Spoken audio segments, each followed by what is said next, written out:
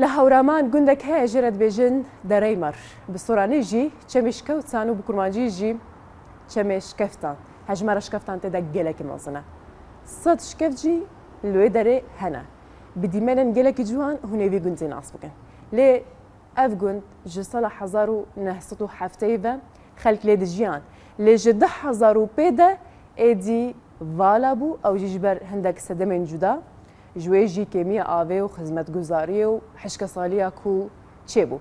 Di nava vê fîçera me de ev şkeftên ku li vî gundî hene hejmarek jê yan ji hindek ji wan şkeftan ji aliyê niştecihên gund bi xwe hatine çêkirin û hindek din jî zikmakî li wê derê hene.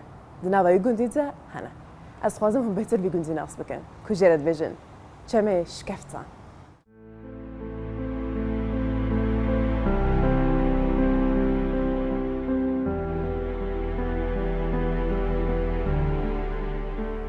بە دووری 10 کیلۆمەتر لە ناحیەی خوڕماڵی سەر بە پارێزگای هەڵەبجەوە گوندێکی ئەفسوناوی هەیە بە ناوی دەرەی مەڕ. دەرەی مەڕ دوو وشەی هەورامین. دەرە بە واتای چەم دێت، مەڕ واتە ئەشکەوت. ناوی گوندەکە بە سۆرانی چەمی ئەشکەوتانە.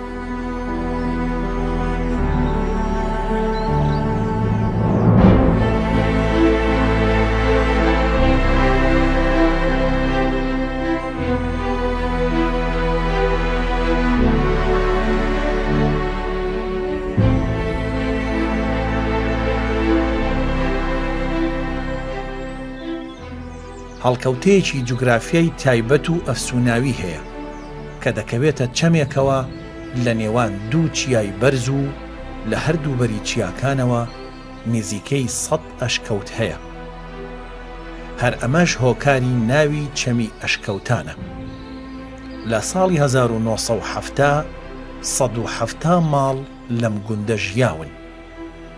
هاوسنوورە لەگەڵ گوندەکانی سەرگەت و هانەیدن و شەڵواندڕە.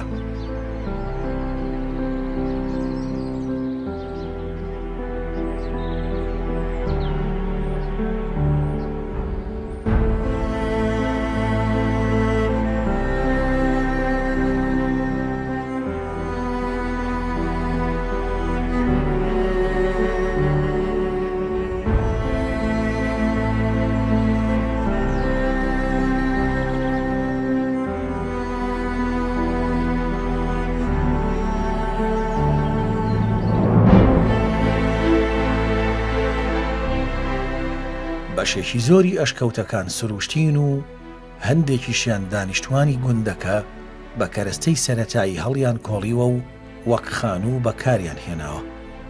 لەبەر سەختی سروشتی ناوچەکە ڕێگای هاتوچۆی گوندەکە تەنها پیادە بووە. لە کۆندا چەندین سەرچاوەی ئاو و کانی هەبووە و چەمی نێوان دوو چیاکەیان دروست کردووە.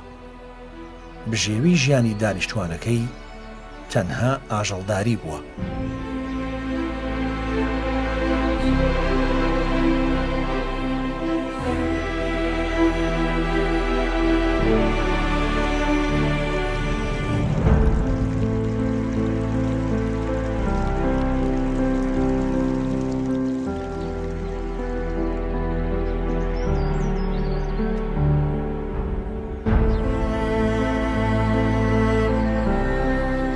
بە تێپەڕبوونی کات و لەبەر چەند هۆکارێک ژمارەی دانیشتوانەکەی ڕوو لە کەمبوونەوە بووە.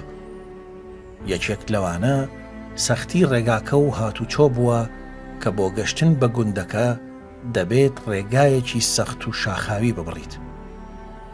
یەکێکی دیکە وشکە ساڵی و کەمبوونەوەی سەرچاوەکانی ئاوی ناوچەکە بووە کە سەرەکی ترین هۆکاریانە.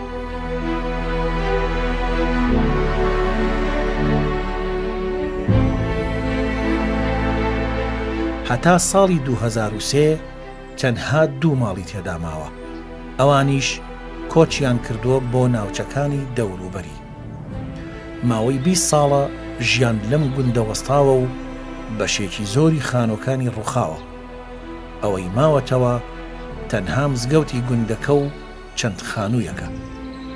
ئێستا کاتێک سەردانی دەکەی بینینی ئەم گوندە لە خەیاڵ دەچێت، بەڵام خەیاڵێکی خۆش.